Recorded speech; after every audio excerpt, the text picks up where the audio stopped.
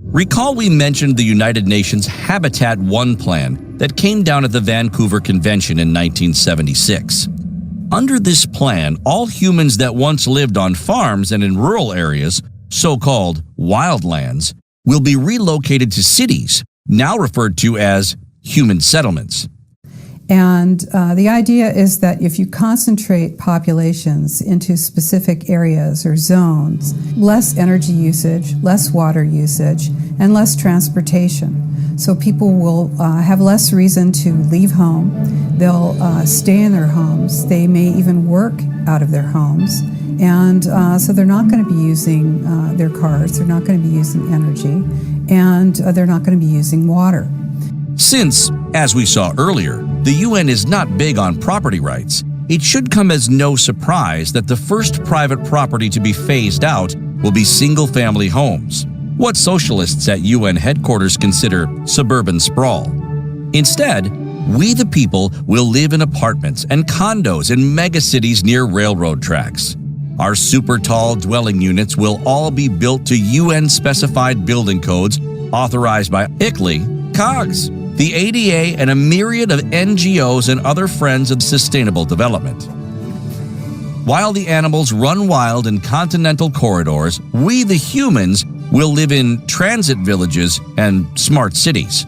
Smart growth, or new urbanism, is that ideology that says that you shouldn't have more space than you actually need. So if you're a couple of people living in a 3-bedroom house, well, you don't need that extra space. So why do you have it? There's a clear, concerted effort to make it really just about as miserable as possible to exist and use your own private transportation, own your own home. All impetus and incentive, in financial and otherwise, is to convince people that it is unsustainable to live in your own home, have air conditioning. It is their duty as a human being, as a global citizen, you see. You basically exist and little more. Our high-rise, stack and pack dwelling units, complete with smart meters and smart heating systems, will make sure no one uses too much energy. And if they do, the energy police, with help from the neighbors and eye-on-the-street surveillance systems, will be right there to handle the situation. If they can put 1,000 people in one building, it's a whole lot easier to know what they're doing, where they're going, and how they're thinking than it is if you got 1,000 people living in a rural or suburban area.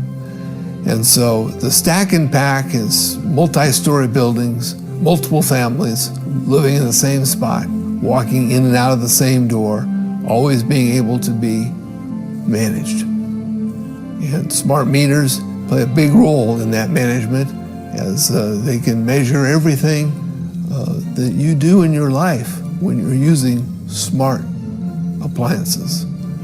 If you have a garden or a single-family residence, while you're watering your garden, you maybe have more than one bathroom, you're taking too many showers, you're using more than your 10 gallons of water a day. And this is unsustainable. So you need to be removed from your single-family residence. Anybody that's got a couple of acres of land and his own water supply and can grow his own food, these people are a threat to the collectivist society, because they aren't going to go to the politicians and say, please feed me, please clothe me, please give me shelter.